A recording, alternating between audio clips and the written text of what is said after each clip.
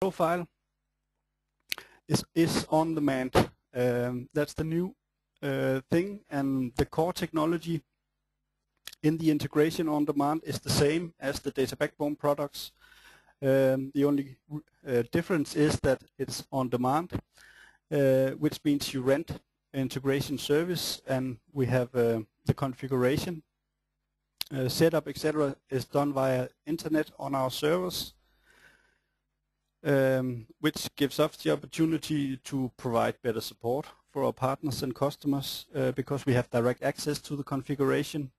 In this RapidiOnline on-demand solution, we also have a lot of pre-configured, ready-to-use integrations, which we add on to as the projects come along.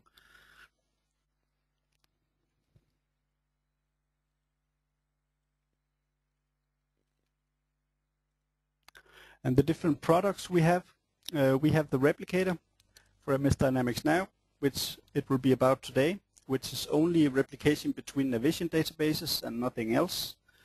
Then we have three data backbone versions: the Universal Edition, the Dynamics NAV version, and the Lotus Notes version. Basically, the core in these three products are the same. The only difference is where you work and set up your integration. The Universal Edition, it's done in a Java applet, which accesses SQL database, so you can have the configuration placed in any SQL database. The Dynamics NAV version has the the configuration placed in Navision, and the Lotus Notes version has the configuration placed in Lotus Notes, which makes people able to work and set up the integration in a familiar environment according to what they work with normally. The on-demand version is done on the web and is placed on our server, the configuration. We have some pre-configured solutions where we have mapped some transfers on standard objects between MS Dynamics CRM and MS Dynamics NAV. We have between Salesforce.com and Dynamics NAV, and then MS Dynamics RMS and MS Dynamics NAV. We also have what we call RapidiOnline generic, and that is integration between any of the systems we support. And we also do a bunch of data migration projects.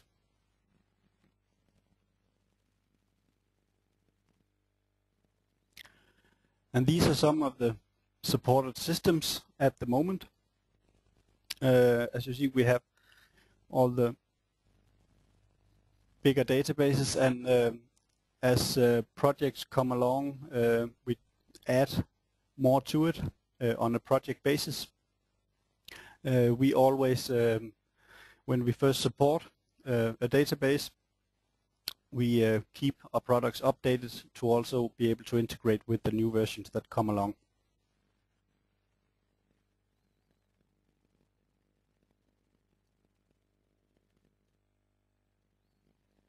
And these are some reference customers.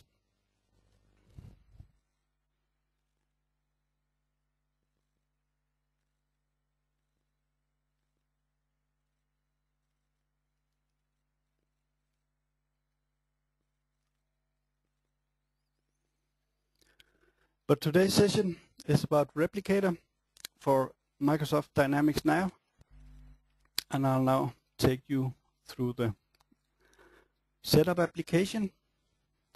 Just close this one.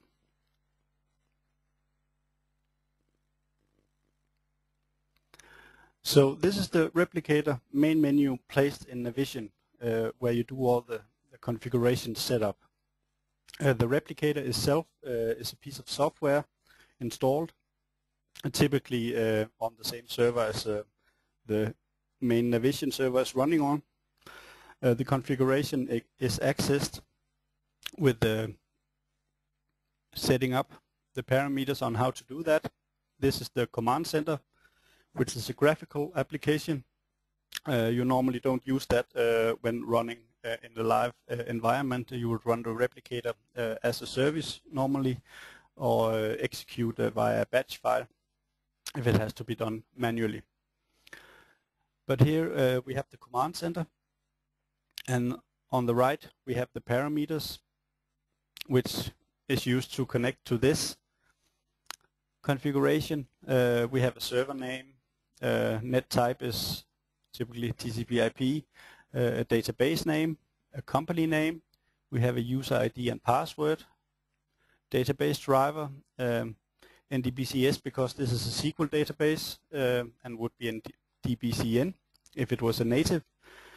Then we have the possibility to use Windows authentication as login instead of user ID and password. The local DB cache and local DB commit cache is typically just left at default values, but in some cases where you replicate some typically tables where with large with big records in it, for instance blob fields, and you have a big amount, it sometimes is necessary to adjust the cache, but that's only when connecting to local databases. The installation path is where the command center should find the Navision client files, cfront, DLL, and so on, license and the binary files to access Navision. Replicator does it through the cfront interface. Remote server access and remote server port is if the configuration had to be accessed via a Replicator server. So if this application had to connect to a running Replicator server to get access to the configuration, then you would fill out the IP address where that server was running and the port number. You can then load, and it will load the configuration into the application, and you then would have the specifications listed which are in this configuration it accesses, and you then also, this first is all specifications, these are the specific specifications set up, and these are the groups set up in this configuration.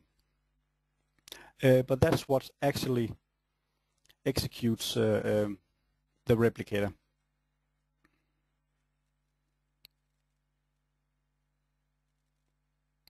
But before you're able to do that and see specifications and replicate data, you have to set up the replicator or the specifications, the access to different databases, and so on.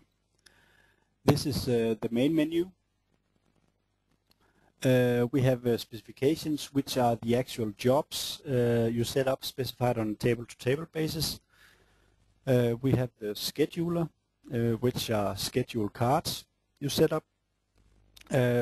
Replicator will then run as a scheduler, monitoring the cards you set up and execute them according to the interval of how often you want them to run.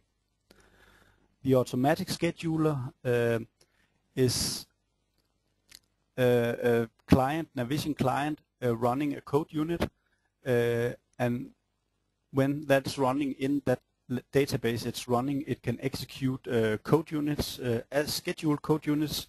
So you can have a client logged on starting the automatic scheduler, and that would be able to execute code units via schedule in the cards you set up. We'll get to that later. We have a to-do table, which is an interning messaging system, you could call it, which is made to be coded up around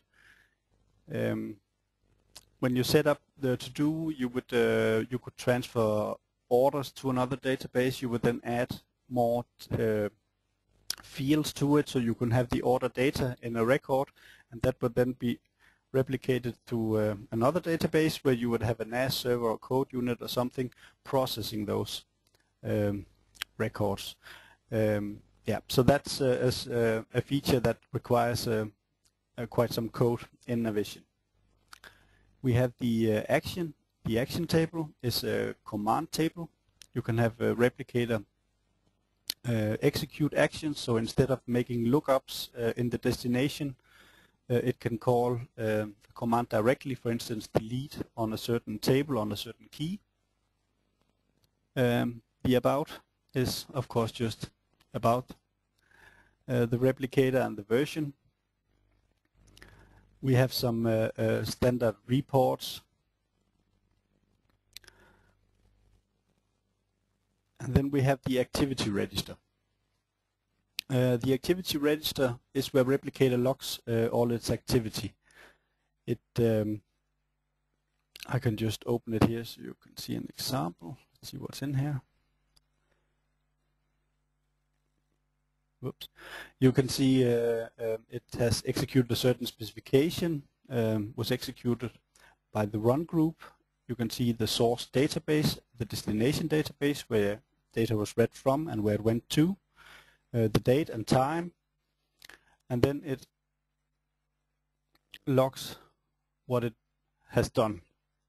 I'll just go a little lower where it's actually done something.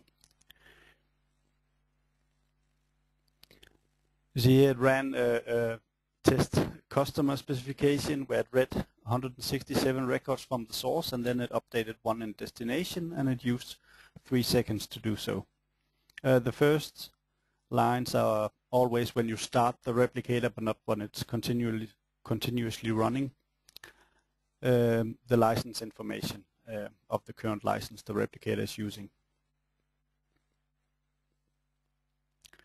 We have the change register, where Replicator can log all changes it makes. You can activate the change register on a specification, for instance, from customers from one database to another, and then Replicator would log each change it makes. If you have a record where you changed 5 fields, it would generate 5 change register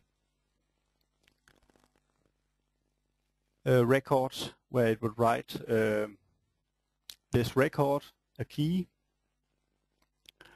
to the record, the field in question, and the old value and the new value that Replicator inserted.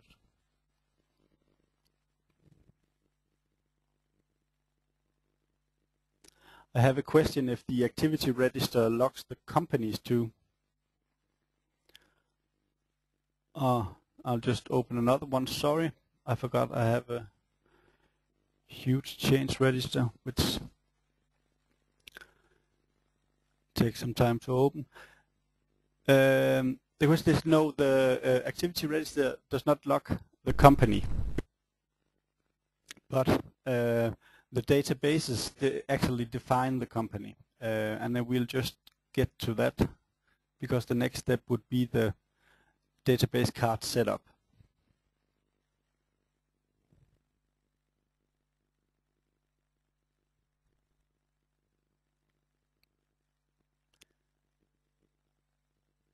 This is the database list of the databases I currently have in this configuration. If we take a card,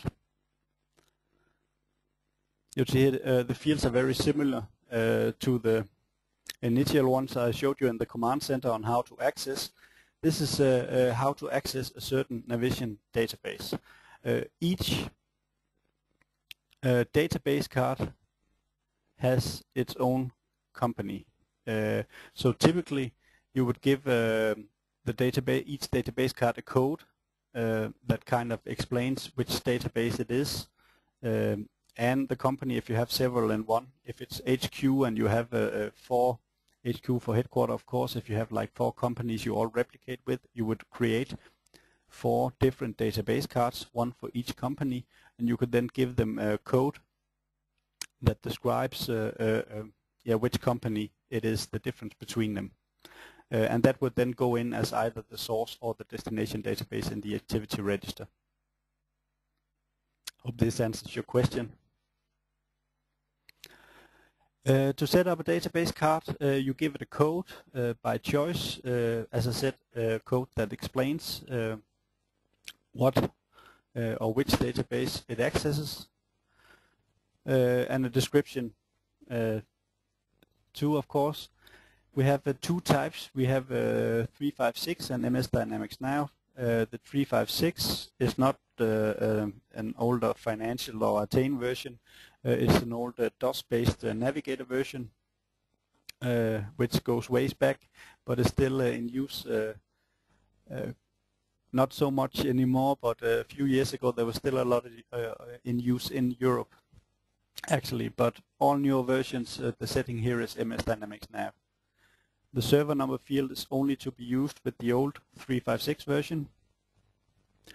You then give it a server name, as you do in a Navision client when you have to connect that. Net type is typically TCP. A database name is not needed if it's a native server. Then one server has one database, that's it. But if it's on a SQL server, you have to define the database name. You can also access a local database file, an FTP file directly, and then you would leave the server name empty, and then you would fill out the whole path and file name of the database. Then they can access that directly. Of course, this has the limitation that if the replicator wants to replicate with that database, nobody can be logged on it at the same time. You then have a company name, in this case Kronos USA Incorporated. You could specify a user ID, a password, which the replicator should use when accessing.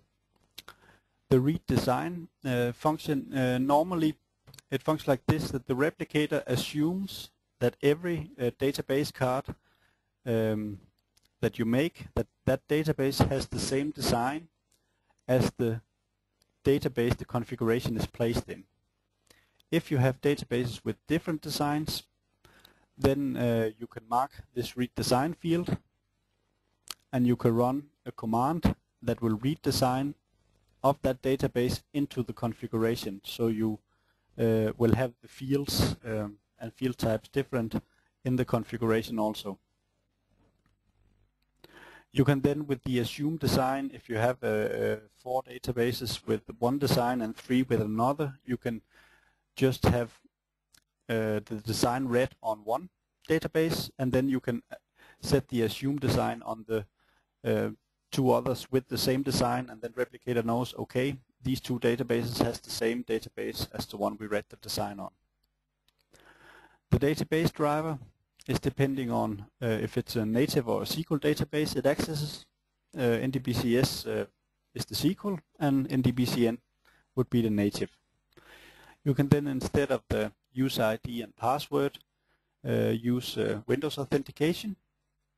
Again, we have the local DB cache and local DB commit cache settings. When replicating data, they should usually be left to 0, but if you run into to some memory issues or cache issues, error messages, then you can adjust these higher.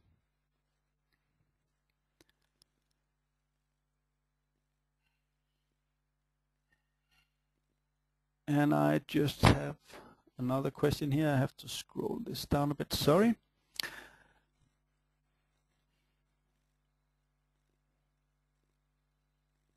When I said the database is locked, that is only when accessing a local database file, an FTP file. As you know, you can't have 2 clients connecting to the same FTP file at once. As soon as the database is running on either a native server or SQL server, then you can have as many client sessions connected as the license allows you to. So that the database is locked is only if you access an FTP file directly. Same Replicator logs on via cFront, but as a Navision client. So if you only have access to one client, then Replicator, and that client is logged on, then Replicator cannot log on at the same time. Navision would report an error that you used up all your sessions. So that's only if you access an FTP file directly, then you will block the file.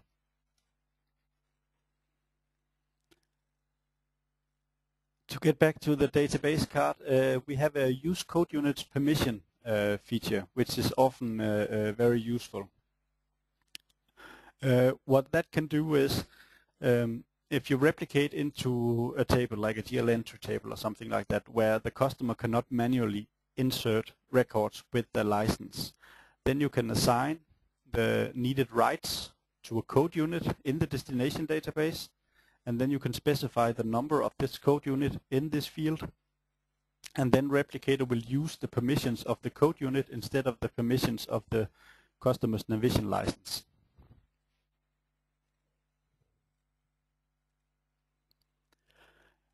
Directory and installation path belongs together.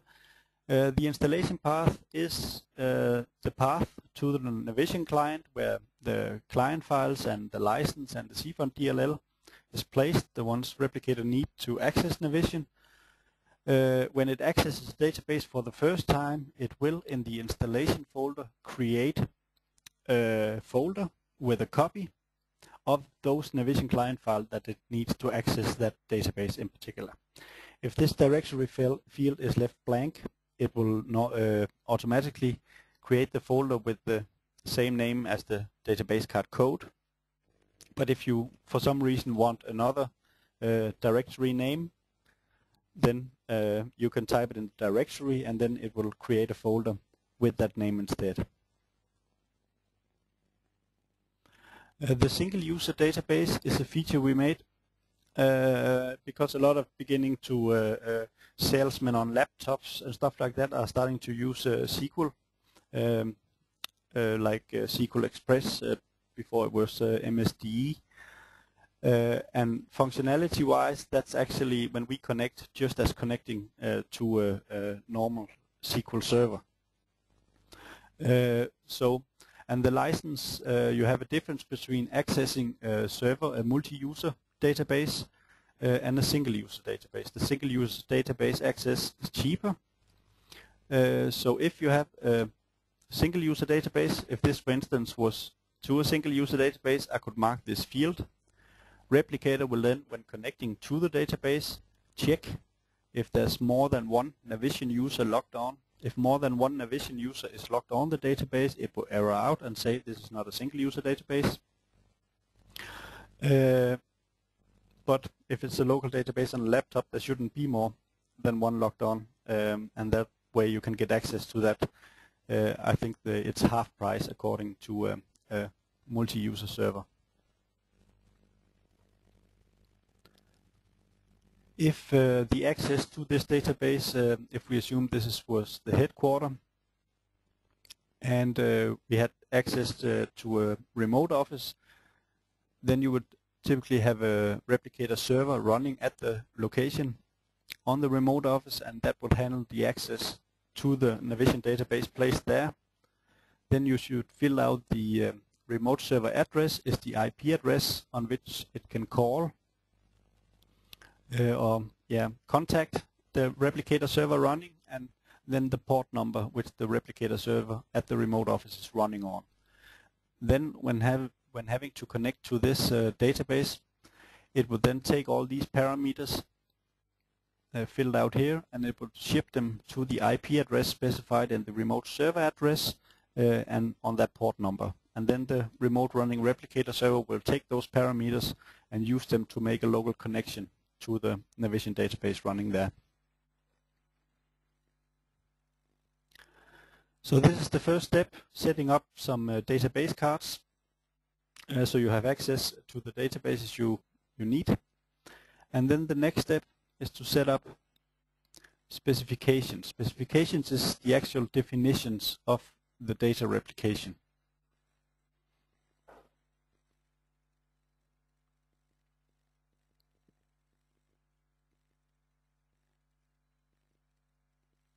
We have here a specification card. Again, initially, when you set up the configuration, I skipped that part because for you Navision people it's kind of trivial, but you set up a number series to be used when creating specifications. You can then, define any number series that makes sense. You give each specification a good description according to what it replicates between. Replicator group code, you take a bunch of specification and you then add them or assign them to a group, and then instead of executing each specification one by one, you just specificate or you execute one group, and then that will execute all the specifications assigned to that group. the sequence number. With this field you can then also control the order in which the specifications in a group are executed. If you need a specific order, some specification running before another, you can then set the sequence number 1, 2, 3, 4, 5, 6 and so on. And then when running the run group, in this case, it will start with the one specification that had the sequence number 1 and then upwards. You define a source database and a destination database. Source database being where it reads data from, and destination database where it writes data to. You choose a source table and a destination table, the table it reads from, the table the data should go to, normally the same, or often. The enable field must be marked. If you call this run group and this field wasn't marked, this particular specification would not be executed. So for it to be able to be executed at all, you would have to mark the enabled, which is marked by default. We have some different transfer types. We have the to-do table, which is the kind of messaging table I talked about before, where you had a to-do table in the headquarter, and you have a to-do table in the other databases, and then you would simply define a to-do table specification, a source and a destination, and then this specification would make sure that these to-do records are transferred from from the source database to the destination database. We have by actions, which a specification will look in the action table for command records to execute. An important thing to know is by the action, which is often used to do deletes, is that if you leave the source table number and the destination table number empty, then it can execute records on all tables. So if you run an action specification, you can have, if you use it to delete, you can put in delete commands for every table, and then one action specification can call delete in the destination on all those various tables with one specification. So in that case, you don't need to create one action specification per table as you do when you do the normal data transfers. We can also replicate objects, which are the Navision design objects, of course, tables, code units, forms, etc. A limitation is that Replicator can only replicate objects that the customer's Navision license manually is able to change. So if the customer on his Navision license can manually go in and make the same changes in a code unit, then Replicator can do the same. Good news is that in the new coming version we have added some new functionality, because Navision added some new object functions in Navision 5 Service Pack 1, some import-export functions, and from Navision 5 Service Pack 1, Replicator, not in the current version, but in the new version 4.3 that will come, will actually be able to replicate objects without the limitations of the customer's objects.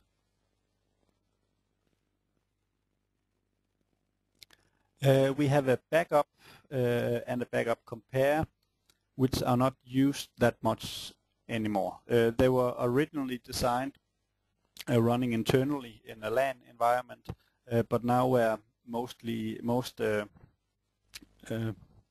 run on SQL servers, and you have mirror tools and stuff, they're hardly made anymore. But the idea was you can make one specification, and then you can have Replicator automatically make sub-specifications that lie under this, which I will come to later, on all the tables it wanted to replicate, and then you could just have one main specification running from source to destination.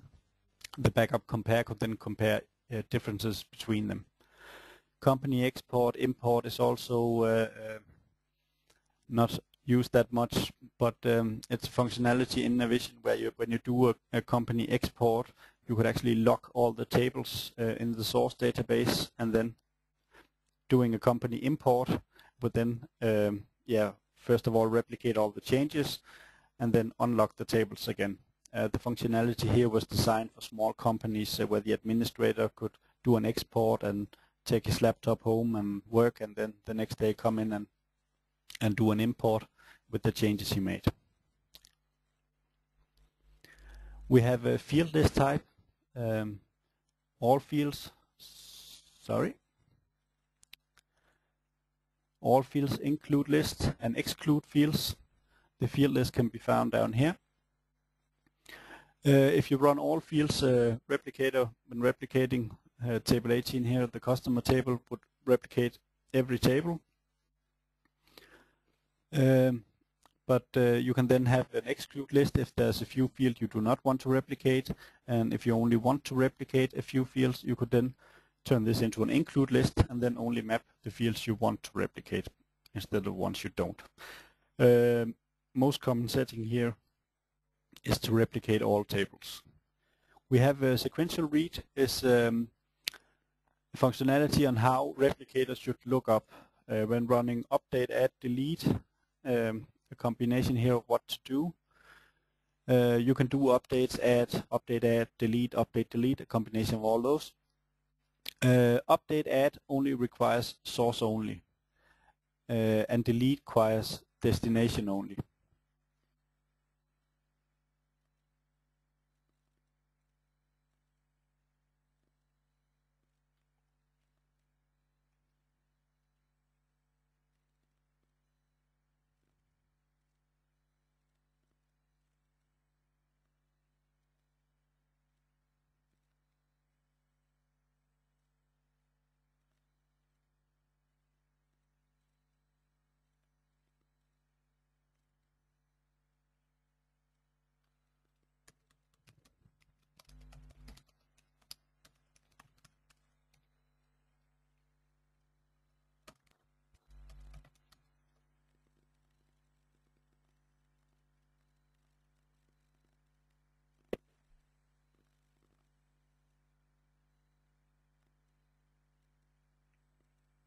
Okay, it now says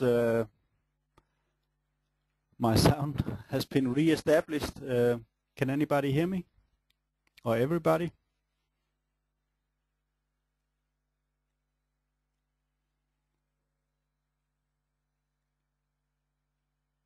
Good, thank you.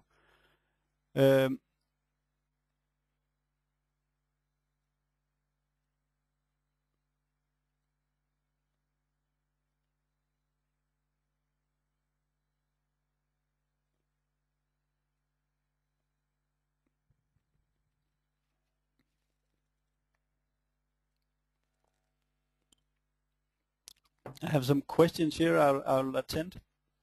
I have a little problem scrolling my questions view down automatically, but I'll make sure to do it manually for the rest of the webinar. Todd asked what's happened when you use tags for company names.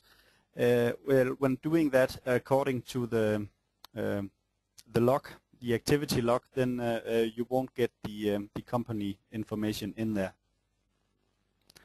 It doesn't really make a difference license-wise, Replicator license-wise. So you might as well, instead of using company tags, create the different database cards.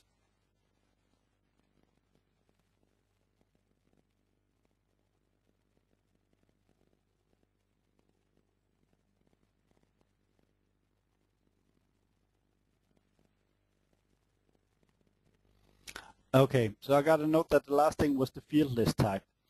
We have the field list type, exclude list, include list, and all fields. If this is set to all fields, just then, this specification would replicate all fields from the source to all fields in the destination.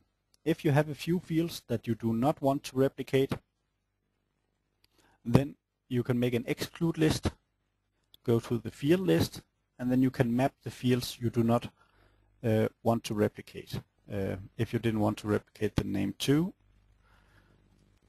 you just put that in there. So now this specification would replicate every field except the name 2. Oh, sorry. Just have to fill this in correctly. So there it was. If you, on the other hand, wanted to replicate only a few fields, then you will make an include list, which has the opposite effect, that then only the fields placed in the field list will be replicated. Most common setting is all fields, but you can then, as I said, exclude some fields or include some fields. We have a sequential read is a setting on how the replicator does its lookup in the source and destination. The what to do is linked to this field. What to do is what the specification should do in the destination, if it should only update records, if it should only add new records, delete records, or combination of those. Normally you would run update add as a combination, and then you would have delete running often via actions, which we'll get to later, or as a separate specification. The thing for separating those two specifications is, first of all, when running update add delete, in particular when it's between, for instance, a SQL-based Navision and a native-based Navision, you could run into some lookup errors where it doesn't find the record in the destination, and then it tries to add it, and then it gets an error back that this record already exists. The reason for this is that the sorting is not identical in the databases, and when running update add delete, Replicator creates a list of the records in the source table, and then it compares that list record for record with the destination. So if the first record, okay, it's there, it's at equal, no, it needs to be updated, I'll update that. If the next one say, oh, this hasn't got the same number, then that has to be deleted at the destination, which makes it more efficient. And normally, or not normally, so if to run that you need 100% identical databases also in sorting.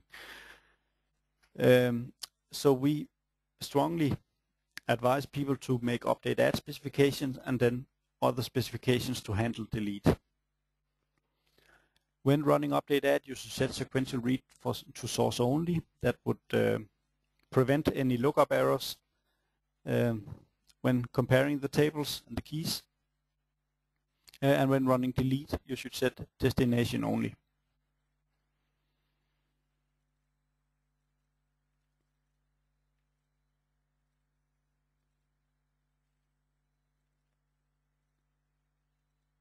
Did you lose me again? I didn't get any message here.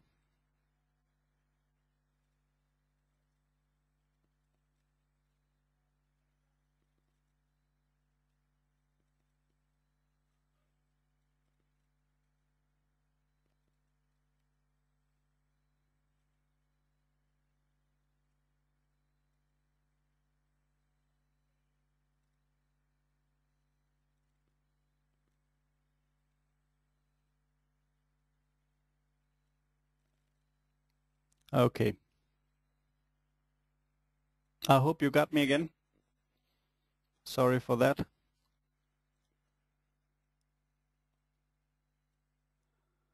So did you get the sequential read part?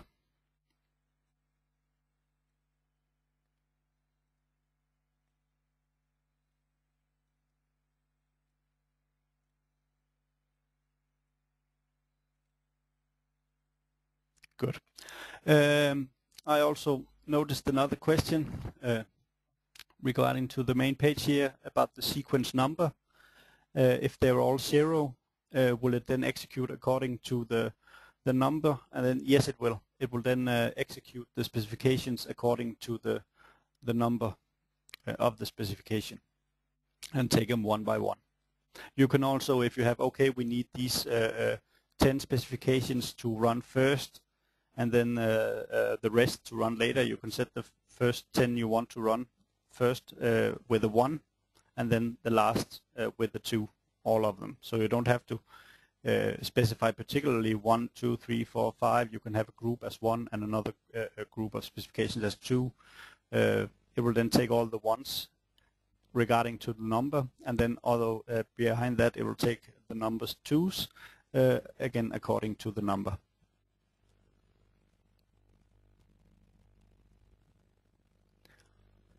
When making specifications here, I showed you the field list, which is linked to the field list type, which type you want the field list to be. You can then also set filters on both source and destination.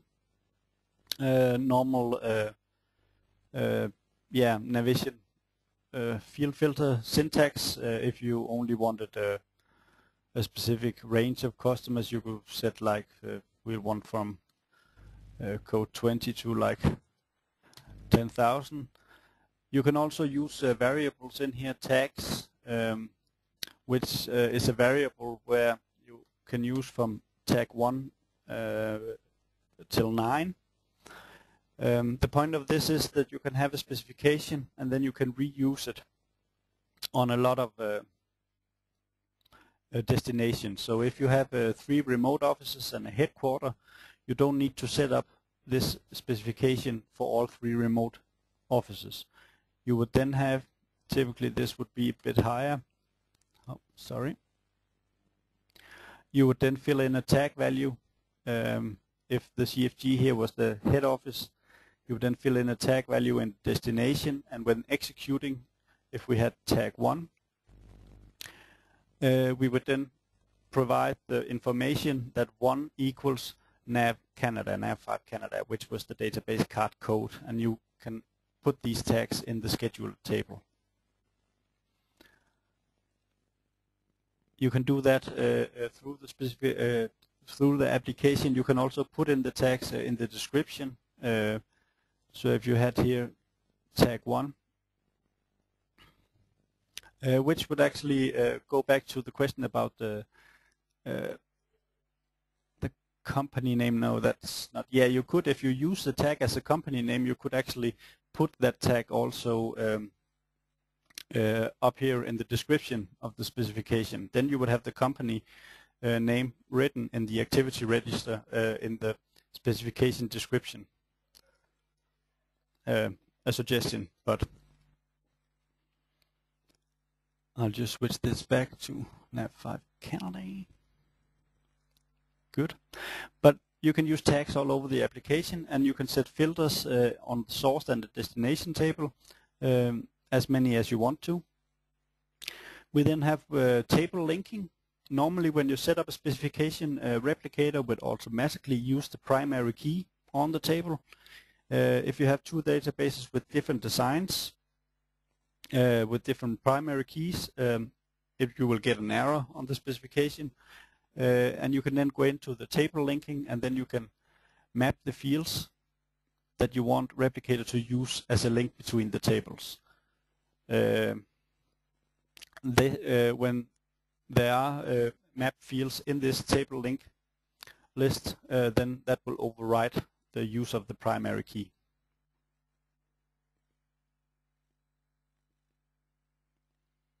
We have sub-specifications, which is a way to link specifications to a main specification. A typical example is header and line tables. If we assumed this specification, or we cannot assume, we can just change it.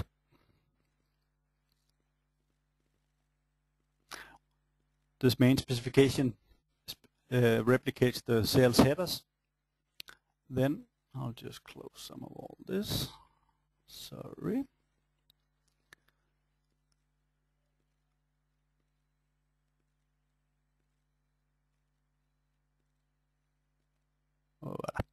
So the main specification here replicates the sales header table, and then we will make a sub-specification that replicates the sales lines. The sub-specification looks just as the main specification. You have the same possibilities, setting filters, etc. on it. What differs in running as a sub-specification is that you create a link between the main table, the header table, and the line table. Then you would specify, typically here in this case, you would have a link between the two tables with a type, which document type it is, and the number, or document number, which will make Replicator, when executing this main specification, it will then take, for instance, a sales header, and then it would look up in the lines table, and then it will get the lines that belongs to that sales header, and then replicate those together and make sure they're committed together, so you don't get invalid data in the destination. Important thing to know is that using sub-specification gives Replicator a lot of more lookups to do, so it will slow down performance on the replication, so it's only to be used where absolutely necessary.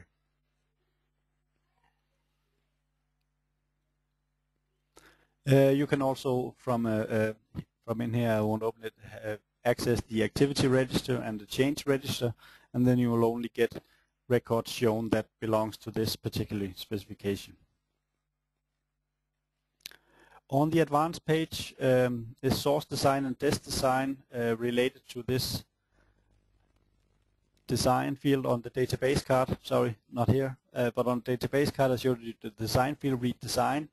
This basically just tells Replicator which design is the source database and which design is the destination database. So when you make lookups in the field list, it knows the design it should look up in. The source key field and desk key fields, as I mentioned before, it by default uses the primary key as a link between the tables. If you then wanted to use additional fields, which would mean the primary key and more fields, you can then specify these fields here, comma separated, which it should use to look up. We have a source flag field functionality, which is a method of Replicator which you can use to only replicate new or changed data. The functionality is that you on source and destination create a field, a Boolean field, which is the flag field.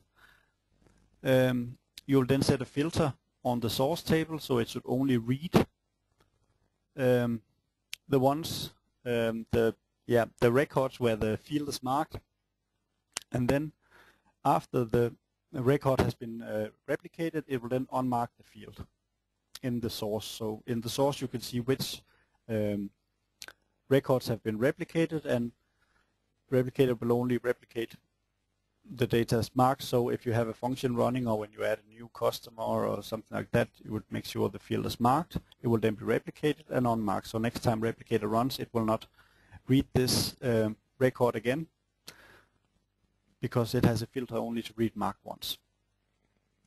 We have commit per and buffer size records. These are related to the communication between the Replicator running centrally and the Replicator server running remote. Commit per is how normally if you run a specification on a table, it will commit all the records together in one transaction. But if you have a lot of records and an unstable connection, you can then say, okay, this errors a lot, and if you don't have commit per, it has to start all over because it makes a complete rollback. If you set commit per to 100, then it will replicate the first 100 records, commit, and then take the next 100 record, commit, and if it then errors after the first 200, well, it doesn't have to replicate those again. It can then continue with the next ones. Buffer size records is how many records it should compress into one package when communicating with the Replicator server running remote. So it's a good idea to have these two settings match. So if you run with smaller amount, then it can send a package on 100 records, send it to the Replicator server, and those can be committed at the destination, and then the next 100, and so on. Here on the right, it's just an overview of what's defined on this specification. If we had a source filter set, this field would be marked. A desk filter, this field would be marked. If there was a field list defined, a table linking defined, then this would be marked. This is just to give an overview. Sometimes if you run something and you create something to test something, or what do I know, then hey, why does this change come to the destination? Why does it only read these and these records? Then it's fairly quick to go to the advanced page and see what's actually set up here, and if there is a source filter or destination filter. Then that's often the cause.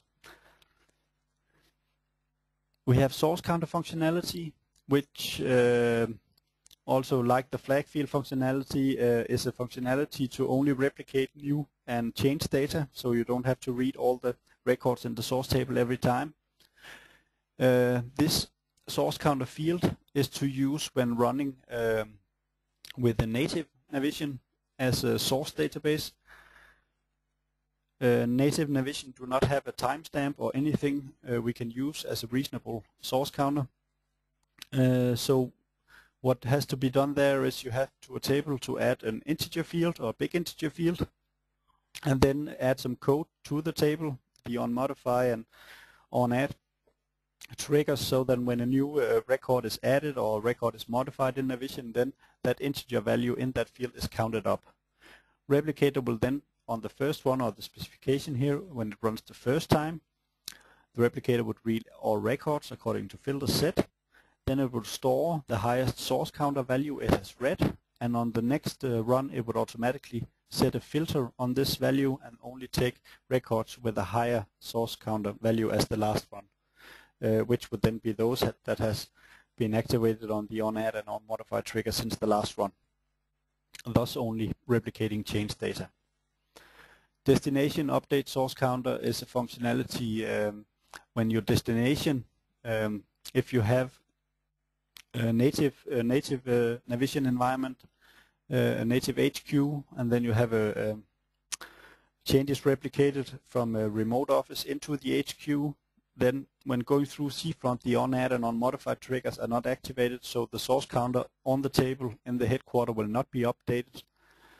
That replicator can do automatically. So replicator will update the source counter value on the records it either adds or modifies. Dest return changes is a functionality where it should actually count up the value on the specification running from the headquarter back to that remote office, so that it actually reads the changes that it made itself. And yeah, you can then choose that it should do so, or if you don't, it will not read those changes again. Then we have changes only from SQL, where we add a functionality that enables Replicator to use the timestamp that is present on every table on SQL level. There you don't need any extra fields, not any code. You can simply mark this field, and you can then it will then when you read from a table, again on the first one, it will read all records, and then it will store the highest timestamp on the table, and on the next time it will then only replicate records with a timestamp higher than the last run. One of the advantages of this is also that this timestamp is actually updated when we replicate. So when you have SQL, or if you have a SQL as a headquarter server or around the environment, you don't need all the just update source counter functionality at all, because the timestamp values are updated. We have actions. When you have a specification that execute actions, what it actually does is that it monitors or accesses an action table, which I'll just show you here. The action table is a command table, and this is the default one in the application. But if you run by action, the action table is always placed in the source database of a specification. So if you ran from a remote office, you will have to have an action table out there also. But you're not limited to our action table. You can create a table with the same design in a different with a different ID, and then just choose the ID of the table here. Specification running actions will then execute according to these commands. Here we'll take table number 13 with the primary key 100, and it will call delete on the destination database directly without making any lookups. And the other example here, it is a delete command again on table 18, key 10,000. You can have if you have a combined keys, those are separated with a plus sign. And as I said before, you can have one specification execute deletes in the destination on all tables. So you don't need a specification, an action specification for one, for each table. You can, you should then have, of course, some code on the add on delete trigger that makes sure that when a record is deleted in the database, then that activates code that creates an action record so that Replicator knows this record should be deleted in the destination also.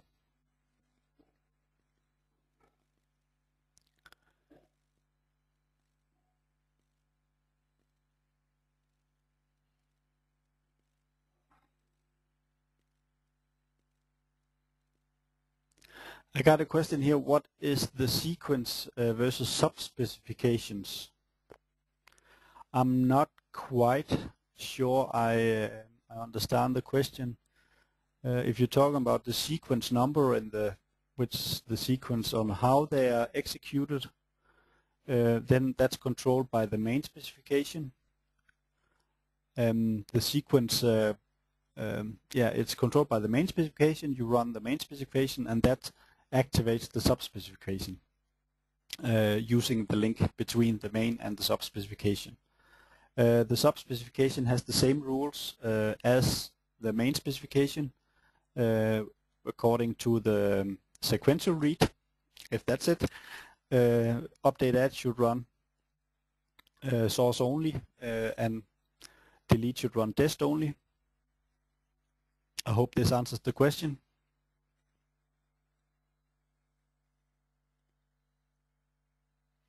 And another one, if it does all the headers and all the lines, well, that's actually a good question. As I said, it takes a header. It takes the first header it should read, and then it uses the link, if that's the typically, in this case, the document type and the number of this sales order, and then it looks up the lines, and then it will continue to the next header and look up the lines with that, next header again and look up the lines with that. So it doesn't, first it takes a header and then the belonging lines, then the next header and the belonging lines. And if it takes all the headers and all the lines, there's a question of the filtering, but it's the headers read that controls which lines are also read and replicated. I hope this answers the question. You can also have if you, for instance, have a source counter on the header specification, then you would only read a limited amount of headers and only the lines belonging to those particular headers. So it wouldn't read all the others.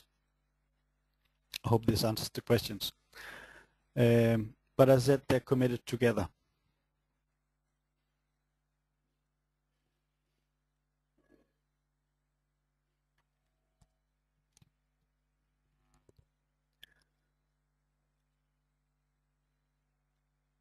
And then we have the logging. Continue with that. I think we finished the action part. Yeah.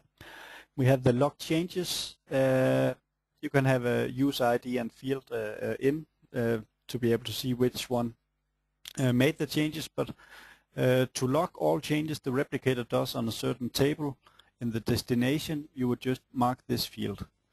That would make Replicator, as I explained before with the changes log. In the changes log table, it will log the table, the primary key of the record, the field name and number, and then the old value and what Replicator changed it to. And if you have a record where you inserted or changed 5 fields, it will then create 5 log changes records. So that's to be used with care. It was originally designed to log changes made on small amounts of vital data. So if you ran it on very big tables, it could run out of memory because it uses up a lot of memory. If you have 1,000 new for instance, 1,000 new records, then it will also log one changelog record for each field in each record. So if you had 10 fields in 1,000 records, that would make 10,000 changelog records. So that will quickly fill up a lot of space in the database. So yeah, to be used with care. But we currently implemented a feature so that you won't get any memory errors. If running with big tables, it will then commit per 10,000 by default, but you can set the setting manually.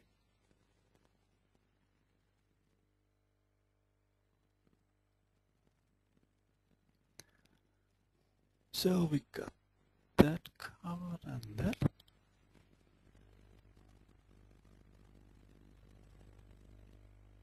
Yeah, I think this is basically it for the Replicator application, the traditional on-premise installation.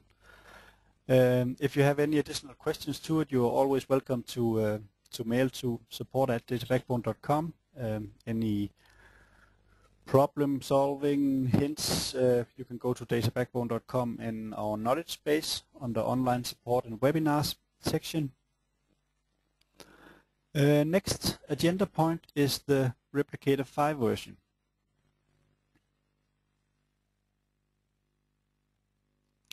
And this is placed on our servers running hosted.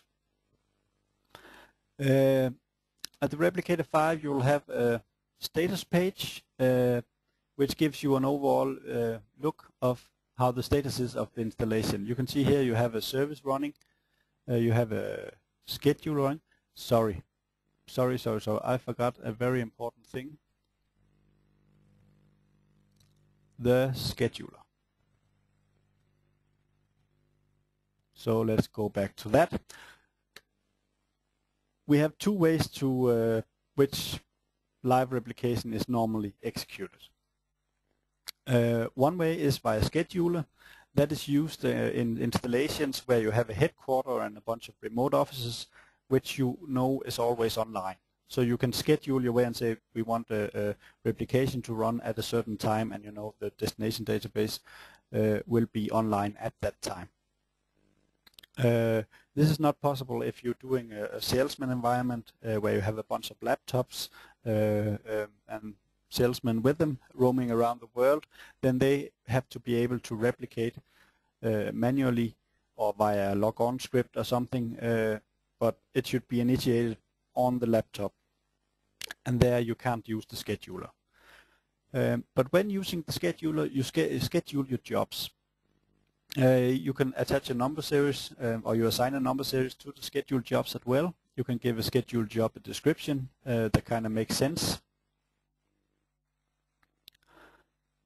according to the data it replicates.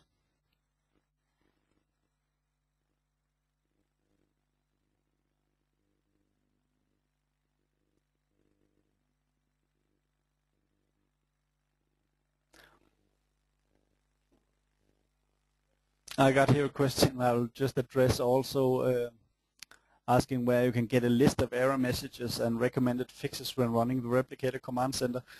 The knowledge base is the best way to go. Otherwise, call or mail to Databackbone support at databackbone.com. The knowledge base is quite new, so we have a lot of error messages in it, but there is so many possible scenarios that it's not 100% and will probably never be, but we are working on building it out with the most common errors you get. So when we get new cases in, the error messages and they are solved, we'll put the solutions out in the knowledge base, so it will grow and be more covering when time goes by. We also aim to, from our old registration system where we logged our support cases before, to take some of the most common errors and then messages and put them in the knowledge base. A good idea when searching the knowledge base is to use the error message directly error message number, description, stuff like that.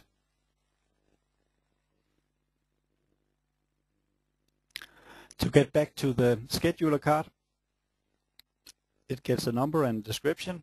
We then have two job types. We have the replicator, is when the replicator is running in schedule mode, and we then have the Navision type. The Navision type is referring to the automatic scheduler, which is a Navision client running only locally in this database and can then execute code units by schedule. So you could hear if you define that this job was a job type Navision and it should execute a certain code unit number every hour in this case, then you would have automatic scheduler on, and it would then monitor all jobs with the job type Navision and execute the schedules according to the interval set. Job types replicator is then referring to normal replication jobs which we just went through. You can specify a single specification if you want this job to only execute one specification, or you can specify a whole group, which is the most common used. We then have the last date, last time. This is when this job was last executed. You set an interval. In this case is 1 hour, could be down to minute, days, weeks or month according to the data. A pointer here is that there's no point in setting a lot of jobs to run every minute if one job can't finish before the next one has to start. So think about the scheduling. Actually, also if you need some groups, schedule groups to run for another, set the first group scheduled and give it a lot of time or enough time to accommodate for if it times out or errors or connection is slow, so it has a significant amount of time to finish before the next schedule group is running. The status is if this is okay. Then yeah, that says the last time this job was executed, it ran okay, no errors. Processing is if the scheduler has currently grabbed this and processed it but hasn't finished it. Error is that if it errored, of course, if it errored the last time it ran. And stopped, if the status is stopped, then this job will not be executed until somebody manually goes in and changes this status to OK, processing or error. Error handling is what it should do when it runs into an error on this job. Retry would make it retry the job. An important thing to notice in this case is that if you have a job set to retry and it errors and then it retries and retries, then you have another job that's overdue and needs to be executed, then it will prioritize the other job before the error job. So having a job set to retry will not block execution of other schedules. When other schedules overdue, they will have first priority. It will execute them or make a list of the new schedules that are overdue, and then the retry job will come at the bottom of the list. If you set error handling to stop, then Replicator, if running into an error, will set status to stopped, and then this job will not be executed until manually changed again. Next date, next time is when it should run. The next time it's scheduled to run. Start time, end time is the interval in which it can only run. Replicator, when grabbing a job, doesn't look at can I run this, is it in. It's used only when setting the next date, next time. So if this job ended after 22 night and was set to 1 hour, so it said, okay, I should set it to 11, for instance, but I can't because this interval is set, so I have to set this forward to 7. This means that this job will only have the next date, next time set in between 7 a.m. and 10 p.m. The tags I mentioned before, if you have a group of jobs where you have a tag value for destination database that defines 3 different remote offices. Then you would define this replication group, and then you would have a tag for the remote office here, and then the database code value, like this one. If you then had 3 remote offices, I'll just for good time set this group also. If you then had 3 remote offices, you would then create 3 schedule cards, but all of them would use the same specifications made.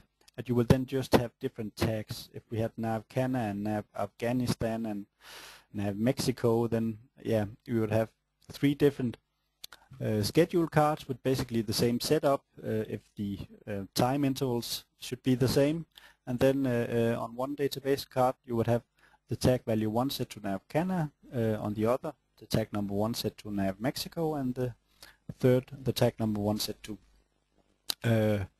NAV Afghanistan, I think I said.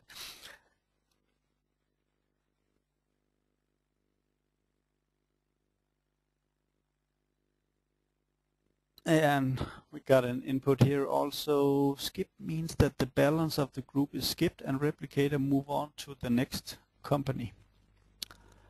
Yeah, sorry if I missed that. The error handling skip, yeah, which is actually also the most common setting.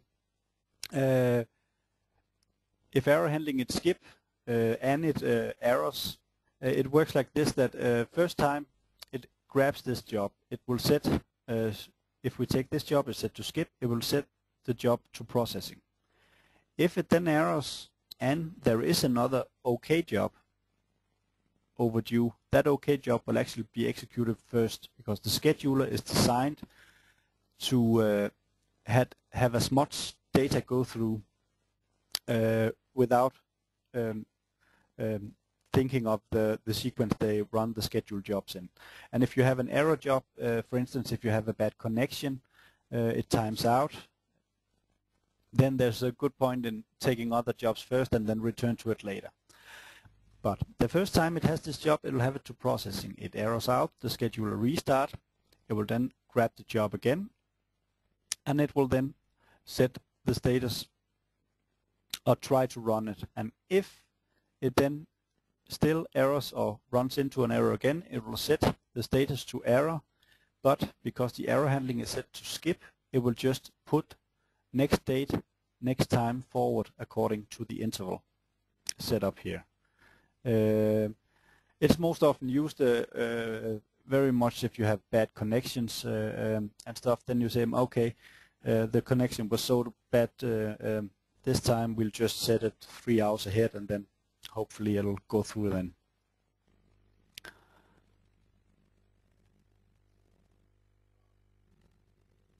We have the advanced page here. Is not that advanced. It's actually just the weekdays.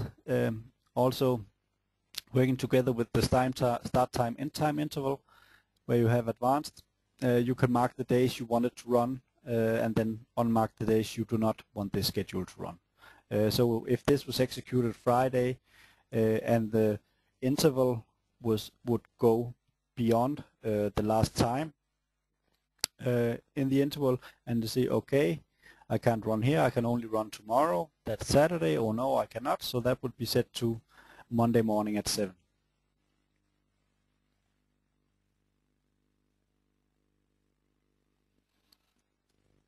I think that then concluded the Replicator application. Now the next step is the Replicator 5.0 on demand at RapidiOnline. This will not be at all a detailed go through. It'll just quick be to show you what it is and that you can see the similarities between it. One of the differences, you have a service dashboard, as I said, where you can see the central service running on our server, the one initiating the replication. It's running as a scheduler. It monitors schedule cards, which is actually the same principle as you have in in Replicator. In here it doesn't. It's not called a specification, but a transfer. But you can have a single transfer or group. You set interval, error handling, just as you did do in normal Replicator. A good thing here is you have an interval error. You can specify if it runs into an error, how long should it wait before it tries again. You can also set an interval that it should run in and specify the days. A new very useful feature in the online on-demand version is that you can set a notify interval. So you can set if this schedule has not run successfully for 1 day, which means the last 24 hours, then alert emails could go out to the ones in question. Also, when this interval is skipped, you on the dashboard would get a list here below. Now all schedules are operating manually, but that schedule will be listed down here that this had exceeded the notify interval. You will have a small Rapidi connector connected at the Navision databases. So if you had 2 offices, you would have a small connector installed in each office, and that would connect from the office to the central. And then you would here be able to see that they are connected. You configure database cards of the same principle as you do in normal Replicator.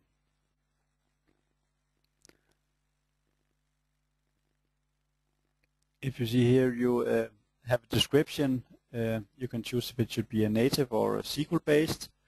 Network, the server connect field, database path.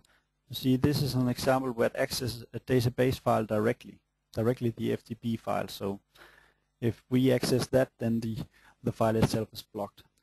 But you give a account name and a Navision account name. You can use Windows authentication or use ID password. Same principle with the Navision client files, where the connector that has the connection to the Navision database should find the Navision client files to be used to make a connection to this particular database. When they're set up, you then set up transfers, which is called not specifications. I'll just find Navision here, for instance.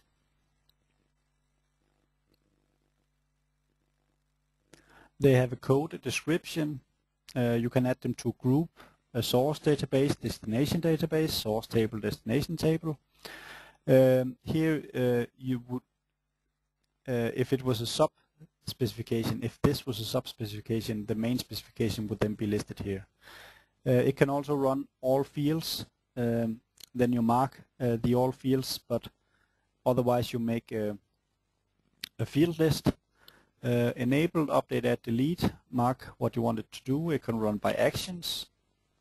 It can move records, which means that if you replicate records from a source table to a destination table, then after they're replicated, they would be deleted in the source table. So the records are moved to the destination.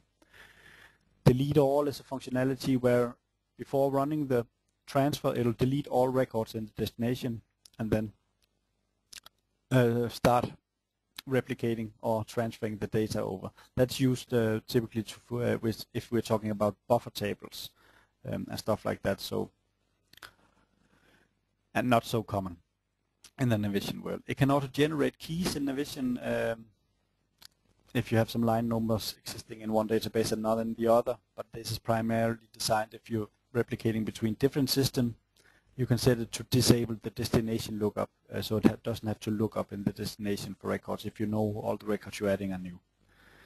But you have source control, same options as the Replicator by actions, where you choose an action table. The trigger is when not accessing Navision, but you can set a table link, overrides the primary key, map a field list. You can set sorting. Sorting-wise, it would normally use the primary key or the key set. Here you can set it to other fields, if that makes sense. It doesn't really into Navision databases. You can set the same filters as in Navision. You can also have default values if you have some fields that are empty in the source system, and when creating new records you want them to fill out with some default data in destination. You can set that up. Conversion is when replicated between different systems, you could convert one value to another.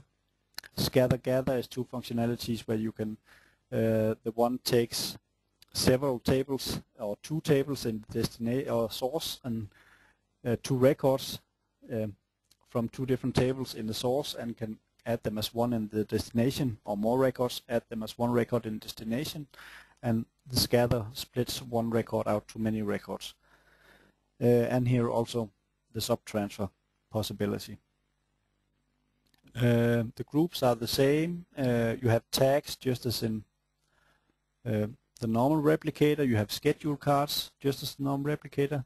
RTI is a table where it logs if you use source counter. That's where it logs the last source counters. You also have a log table as the activity log in the replicator, where you where it log everything it does, which you can go in and typically want it if you ran into an error. The big difference between the normal replicator on-premise and the on-demand version is, as I mentioned, you have the configuration placed and you can access it from anywhere. You don't need to set up remote access to the customer's headquarter database to be able to view the setup and the configuration. We have immediate access to it, can go see the logs, so when support scenarios come up we can go and see it. We don't have to mail material back and forth. It's quicker to help us help you set stuff up.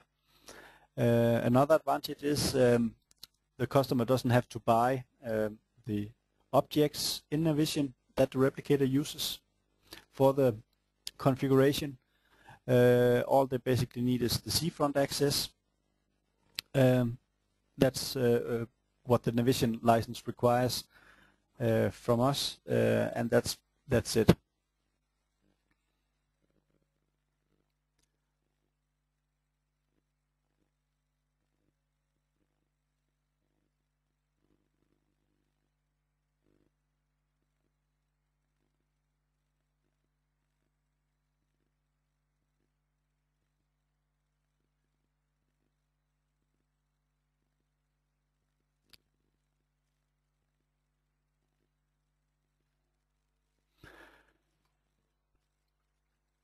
I think that concludes the webinar for today.